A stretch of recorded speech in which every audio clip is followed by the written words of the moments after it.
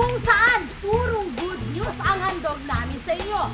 This morning, bonggang labide ang inyong matutunghayan para naman lalong gumanda ang weekend nyo. Kung walk the dog, double loop, at round the world lang ang alam nyong gawin sa yoyo, humanda ng mamangha sa kakaibang galing ng Yoyo Wonder Kid. Mahilig ka bang magkala? Hala, lagot ka sa ating Basura Buster. Alamin kung paano mababawasan ang inyong basura at gawing kapaki-pakinabang. Alamin ang sekreto kung bakit matagal at matamis ang pagsasama ng mag-asawang Maring Winnie at Christian Monsoy. At samahan si Christian sa kanyang paglilipot sa scenic and historical town ng Taal, Batangas. Dito lang lahat yan sa Lovely Day!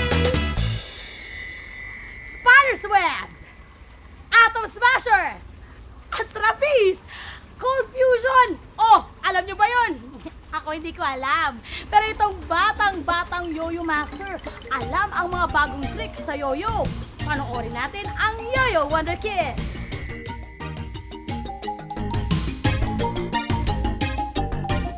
Nung unang panahon pa man, meron ng yoyo.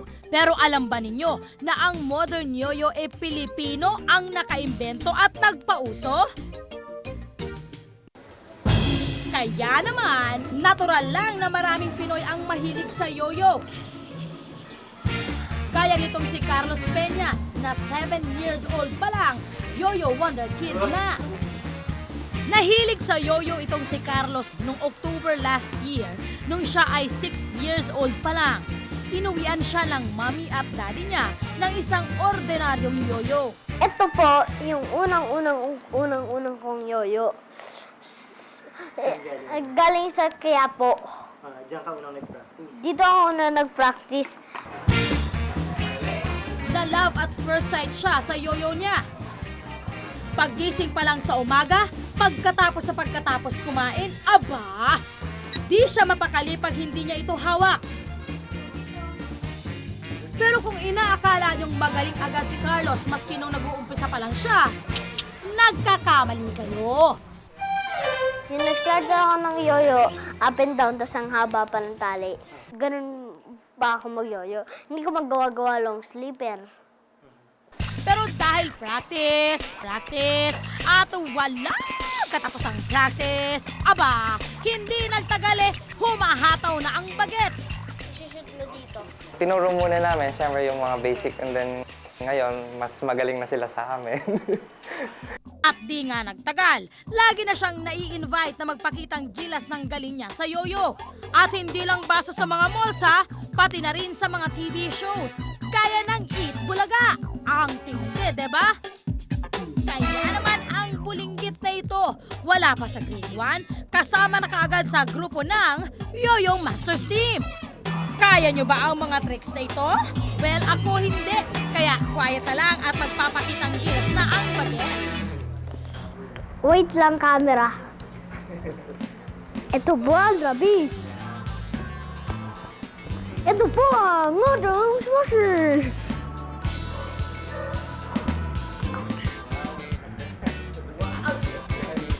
Ang UFO.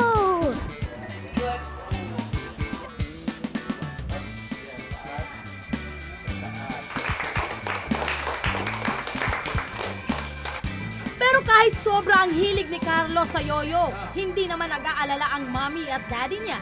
Mas okay na raw na mahilig ang bunso nila sa yoyo kaysa sa video games. Kasi yung yoyo, kailangan iniisip mo rin kung ano yung gawa mo, na-enhance yung memory niya dahil kailangan memorize niya yung movements para dun sa tricks.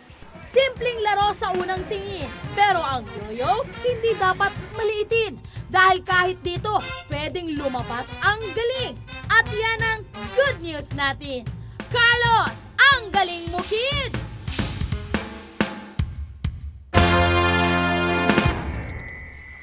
Ang galing niya, diba? Kaya mga kids, mag-practice na rin kayong mag-yoyo.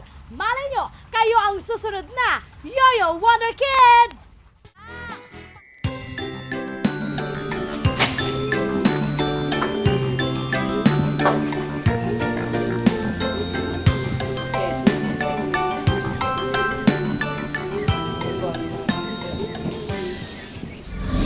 Bakit ka nagtatapon ng basura dyan? Hindi mo alam, bawal yan. Kailangan segregation ng basura.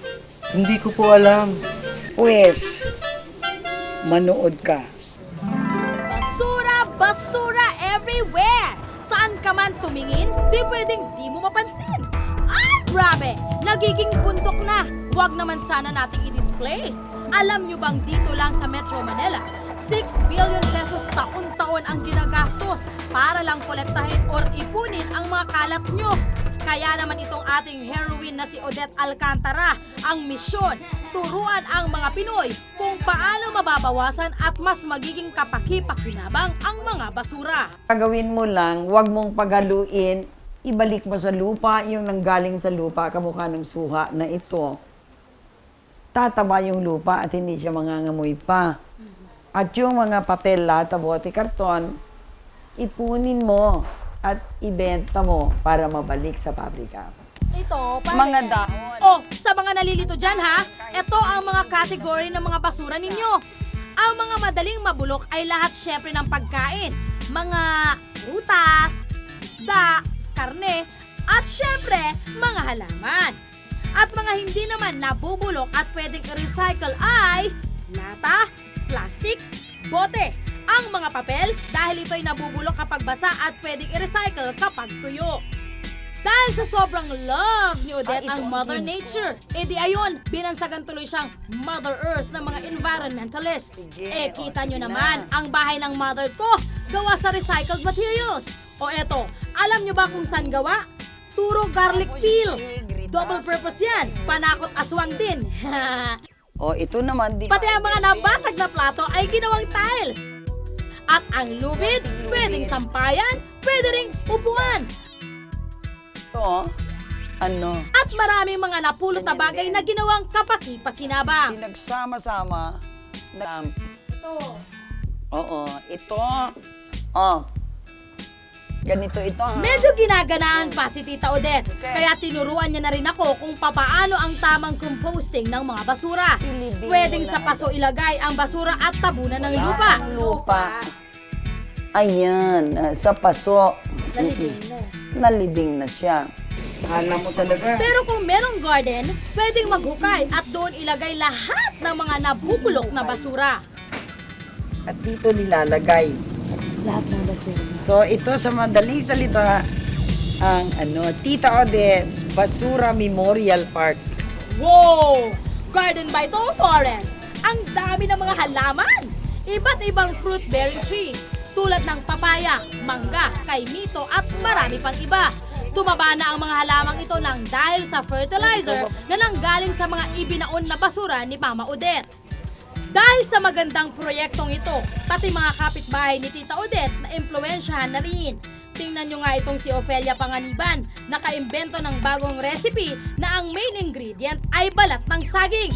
O diba, itatapon na lang, masarap na merienda pa. Ang akala mo, tamang timpla.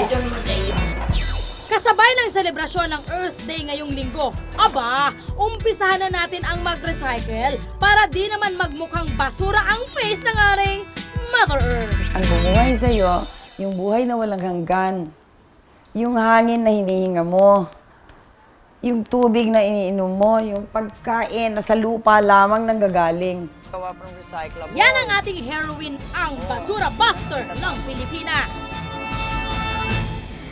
Isang espesyal na graduation ang nasaksihan dito sa New Bilibid Prison.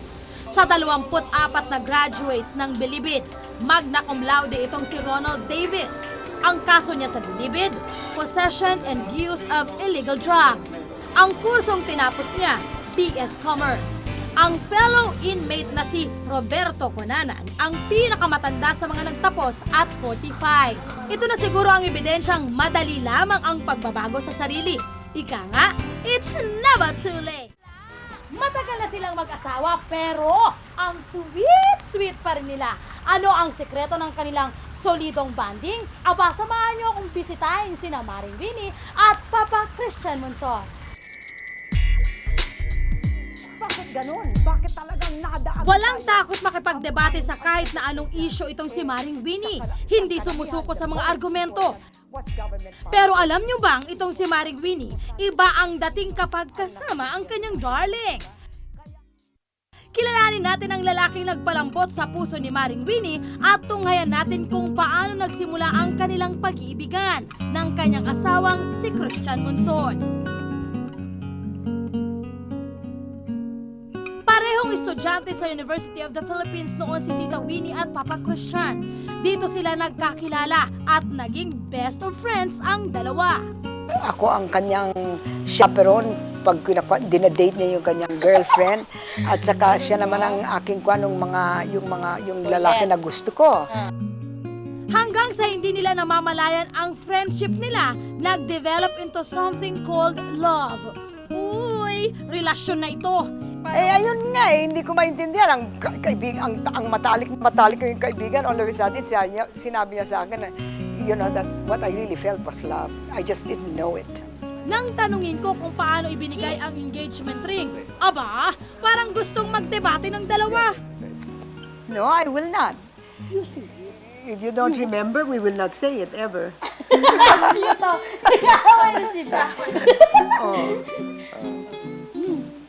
Bakit hindi daw niya sasabihin? Kalimutan na niya eh. So it was not important. No, it is. It was not important to him. Valentine's Day. Agad na humarap na sa altar ang dalawa to spend a lifetime together. Isa't kalahating buwan lang matapos ang kasal nila, nagdesisyon ang mag-asawang mag-aral sa ibang bansa.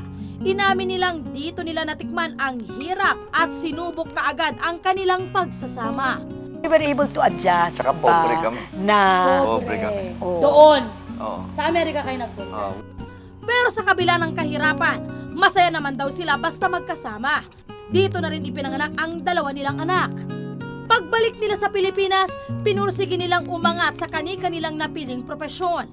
At ang secret daw nila, suporta at pagtutulungan sa bawat isa. At hanggang ngayong malalaki na ang mga anak nila, hindi pa rin nababawasan ang sweetness ng mag-asawa. Parang bagong lovebirds pa rin ang turingan ng dalawa. When my children were growing up, we'd say, oh, how much do you love me? Or how much, you know, they'd ask, and we'd say, up to the sky. That's a game we still play, by the way. Pero kahit sweet sa isa't isa, magkaiba pa rin ang kani-kanilang pananaw sa maraming bagay. Kaya minsan, di mapigilang magdebate ng dalawa. Aba, ito ang tunay na pare ni Marino.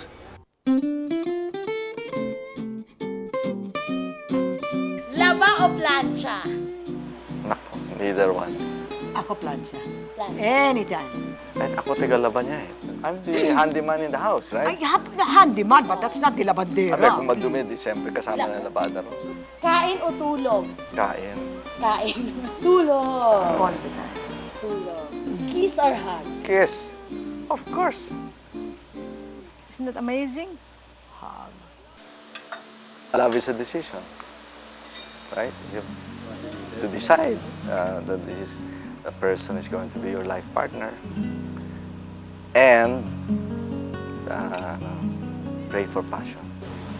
Minsan, nag-aawayan kayo. Hindi pwedeng hindi kayo hihingi ng tulong sa Diyos.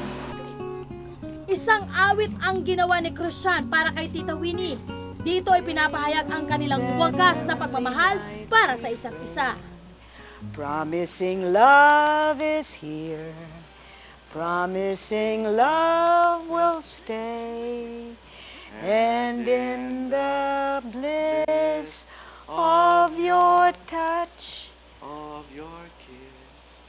in love's enchanting way, love became you. Saludo kami sa samahan ni na Mare at Pare at sana matagpuan din natin ang partner natin sa buhay na we want to grow old with kahit maputi na ang ating mga buhok. Ay, sweet naman!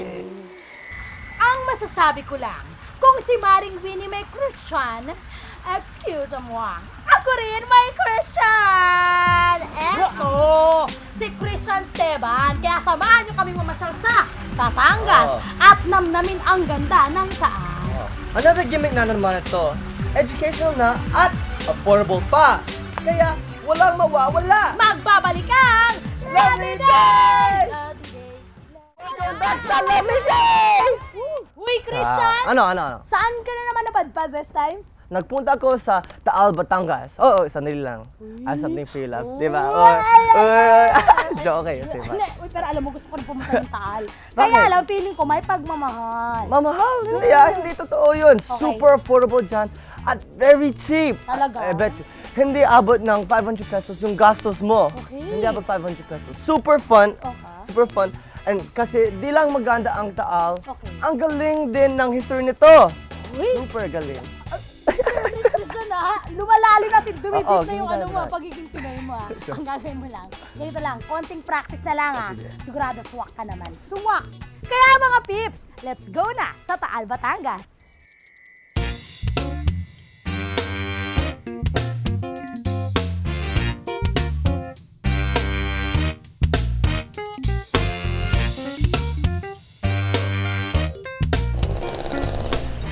Taal volcano may be a beauty, pero it buried Taal, Batangas when it erupted in 1754.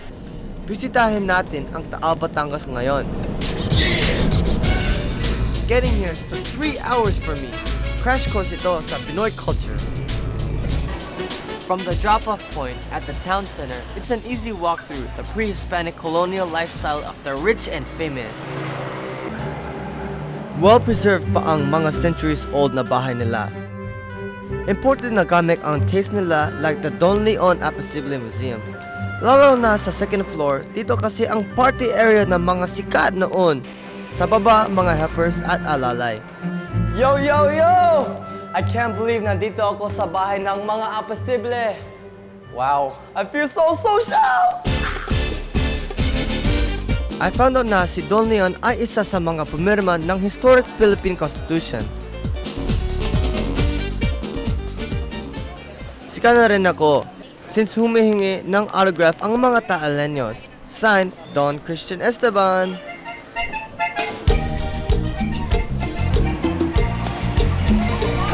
I, Don Christian Esteban, will need a Barong Tagalog sold at the Palengke.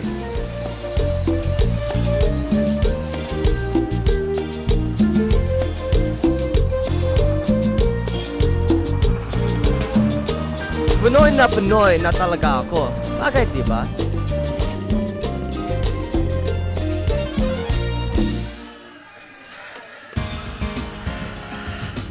Sa palengke rin, nabibili ang tapa, longganisa at panocha. Dito sa palengke, nabibili ako ng one of the most delicious delicacies ng Taal, which is panocha! Yan, masarap, no? Patikiman lang po, please. Ito rin po. Kasi gutom na ako po. Gawa ang original Batangas knife sa Barrio Palisong. Deadly weapon to, na sikat abroad. Made in Batangas. Wow! Ang laki ng balisong! Sa Barrio Balisong, na-meet ko si Danny, a balisong maker.